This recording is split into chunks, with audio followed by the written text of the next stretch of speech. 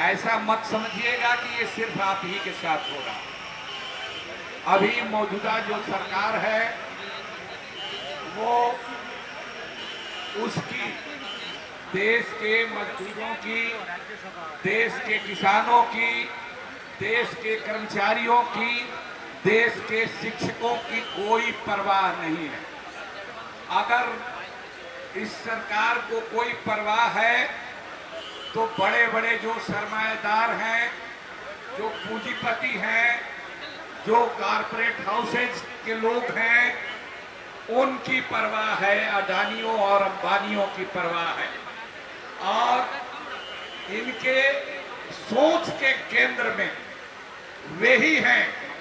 उनको कैसे फायदा पहुंचाया जाए और मेहनत कश लोगों को, सैलरीड पीपुल को कैसे उनकी सुख सुविधाओं में, उनके पर्क्स में कैसे कटौती की जाए, ये इनका एजेंडा है। मैं आपसे कहूं, ये एयर इंडिया को बेचने जा रहे हैं, ये रेलवे के प्लेटफार्म बेच रहे हैं, बड़े बड़े निजी लोगों के हाथ में बेच रहे हैं।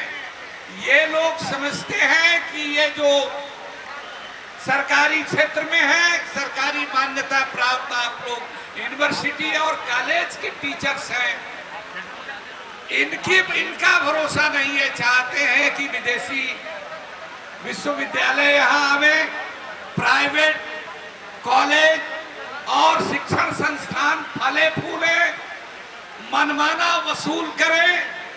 इनको इस देश के गरीबों और आम लोगों से कोई इनको लेना देना नहीं है, ऐसा लगता है। इनकी चिंता में ये लोग नहीं है।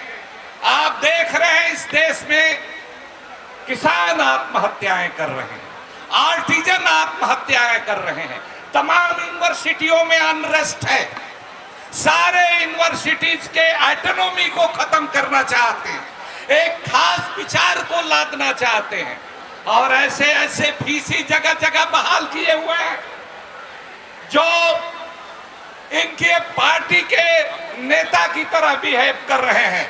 ये अच्छी बात नहीं है। यूनिवर्सिटी जो है उसमें सभी विचार के लोगों को होना चाहिए, सभी तरह का डायलॉग और विचार विमर्श होना चाहिए, लेकिन ऐसा नहीं करके ये एक उल्टी गंगा बहाना चाहते हैं इस देश में।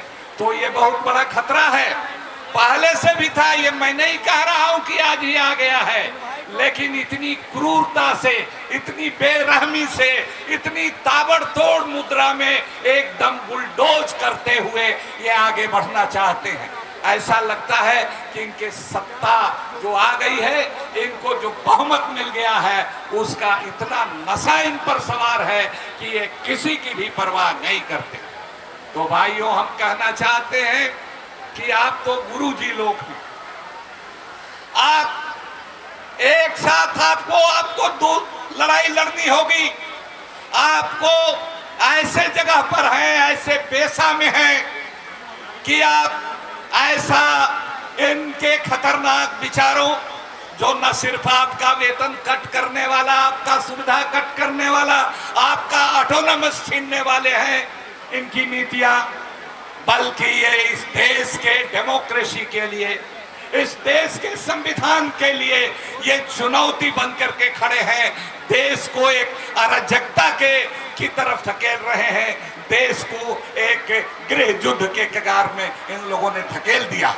ये चाहते हैं कि मजदूरों को, किसानों को, किसान के सवाल पर चर्चा नहीं, ये चाहते हैं कि मजदूरों के सवाल पर, शिक्षक और कर्मचारियों के सवाल पर, विद्यार्थियों के सवाल पर इसके सदन में चर्चा नहीं हो और सदन के बाहर। ये इस तरह के सिलेंडरस बातों को, जज्बाती सवालों को, जो मजहब से जुड़े हुए हैं, जो धर्म से जुड़े हुए हैं, जो जाति से जुड़े हुए हैं और जो मंदिर और मस्जिद से जुड़े हुए हैं, जो गाय और बकरी से जुड़े हुए हैं, इनके लिए इंसान की कोई कीमत नहीं है।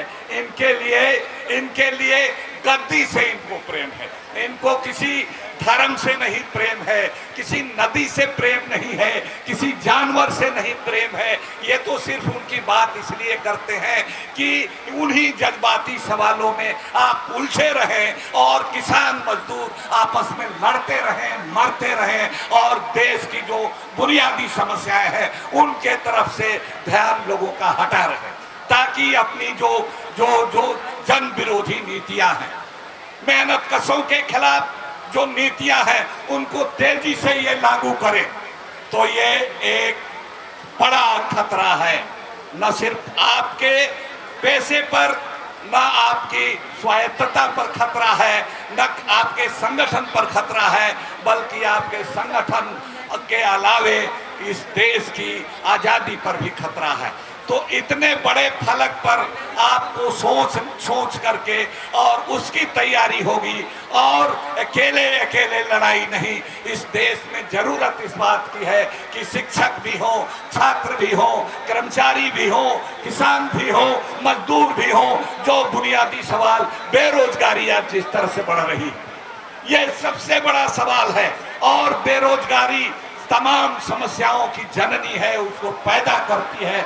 उस तमाम सवालों जो इस मुल्क के बुनियादी सवाल हैं, इस पर आप एक तैयार कीजिए, ऐसे लोगों को, अपने बच्चों को तैयार कीजिए। आपके पाठ्यक्रम में भी इसका जगह है। आप उसके माध्यम से और माध्यम से गार्जियन को भी तैयार कीजिए। अकेले अकेले मैं समझता हूं कि लड़ाई लड़ने से कोई कामयाब नहीं होने वाला है, इसलिए छोटे छोटे समूहों को भी अपने साथ मिल करके लड़ने की जरूरत है। अगर आप लड़िएगा तो जो सियासी पार्टियां आपस में लड़ रही हैं और जिनका वोट बंटने से इनको गद्दी पर चले जाने का मौका मिला है, 31% से वोट मिला है, बाकी 69% इनके खिलाफ वोट था, तो उनको भी प्रेरणा मिलेगी। आपके आंदोलन से उनको भी दबाव पड़ेगा और वो भी एकजुट होगी और देश को इस विकास की बात करते हैं लेकिन विवाद पैदा करते हैं, विनाश की तरफ देश को ले जा रहे हैं, उससे आप बचा सकते हैं। आपके तरफ उम्मीद है, इसलिए कि आप बुद्धिजीवी हैं, इसलिए कि आपको दुनिया की तमाम ताजा तरीन घटनाओं को आपके इल्म में है, आपकी जानकारी में है, इसलिए हम लोग आपसे भी तवक्को रखते हैं,